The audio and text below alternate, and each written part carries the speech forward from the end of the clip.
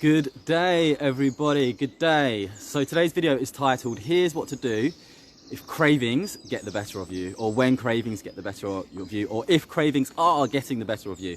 And I know from personal experience, cravings can be an absolute bitch, you know? You put out that final cigarette and say, right, that's it, I'm never smoking again.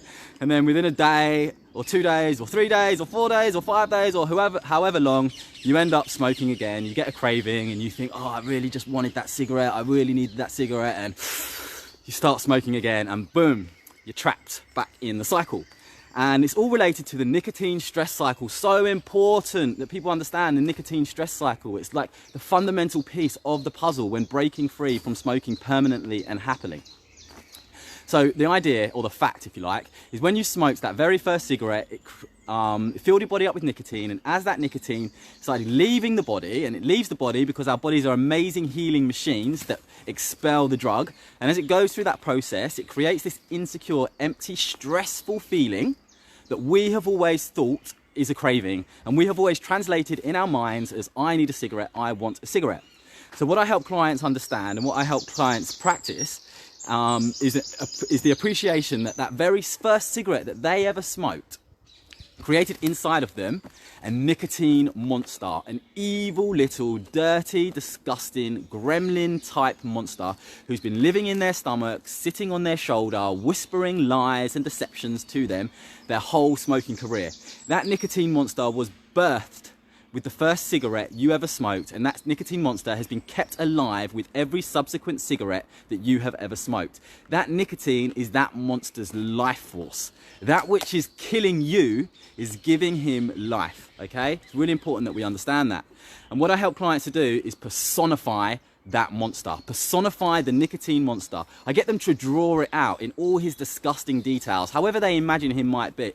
I also get them to give him a voice very distinct to their own, an evil, creepy, horrible voice, yeah, that whispers to them lies and deception, yeah, that tricks them into wanting to smoke. The voice can sound something like this: give me a cigarette, feed me, I want your life, have a cigarette, you know you want a cigarette, come on.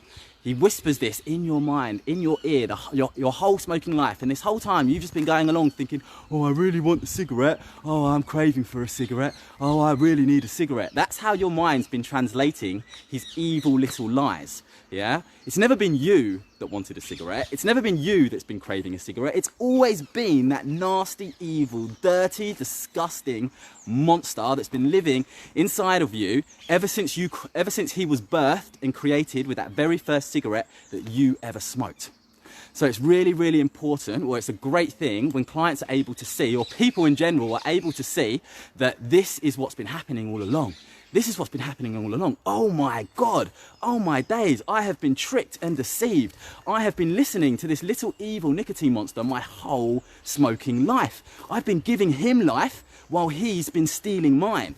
And this, for many people, is almost like a revelation, because they can separate themselves from their addiction. They can separate themselves from the craving. And when we really, really get this really clear in our minds, which is why hypnosis is so powerful, because it makes ideas really, really clear in our minds, really, really obvious in our minds by creating new neural pathways. When we get this really, really clear in our minds, really, really obvious, we can actually enjoy the process of removing nicotine from our lives. We can actually enjoy the process of withdrawing. We no longer feel those sensations as cravings. We no longer hear that voice, I need a cigarette. Instead, what we realize and what we see and what we hear is, oh my God, that's the nicotine monster dying. That's him dying. Wow, that feeling inside of me that I always thought was a craving, that feeling inside of me that I always translated as I want a cigarette, in reality was that evil little dirty nicotine monster bastard whispering to me, telling me lies, trying to trick me into smoking so that he could stay alive. And it's really important that people understand it literally only takes a few weeks for nicotine to be completely gone from our bodies. Our bodies are amazing healing machines, and they will expel the drug pretty much as soon as we start to ingest it. But after 3 weeks, that nicotine is completely gone from the body, and that nicotine monster is dead. Dead. It's impossible to have physical cravings after the 3 weeks because the nicotine is completely gone from the body. You might have mental cravings, which is a different matter, which could turn psychosomatic, but the physical evil ones from the nicotine are completely gone, completely gone. But during that 3-week process, he's going to do his utmost to stay alive. He's going to be screaming and crying and trying to make you angry and trying to make you annoyed and trying to torment you and trying to deceive you as much as he can, because no one wants to die, and he certainly doesn't want to die. And he'll be whispering, please give me life, feed me. You want a cigarette? You're nothing without cigarettes. You need cigarettes. You're weak without cigarettes. Have a cigarette. Go on, just one cigarette, just one. Go on, one won't hurt you. Please, please. No, he doesn't want to die. He's going to trick and torment and do whatever he can to try and steal your life, because he's a parasite, essentially, an evil little wicked parasite. And once we're able to understand and see him like this, breaking free from nicotine can become a liberating experience. Believe me, it can become a liberating experience. And I've had clients who tell me, Adam, wow, I actually enjoyed the withdrawal process. I actually enjoyed the cravings, because I realized that they weren't cravings. I realized they were that evil little nicotine monster dying. And I enjoyed his death, actually, because it meant that I was going to live. And when we can see it like this, boom, everything changes. Everything changes. I hope that's been clear.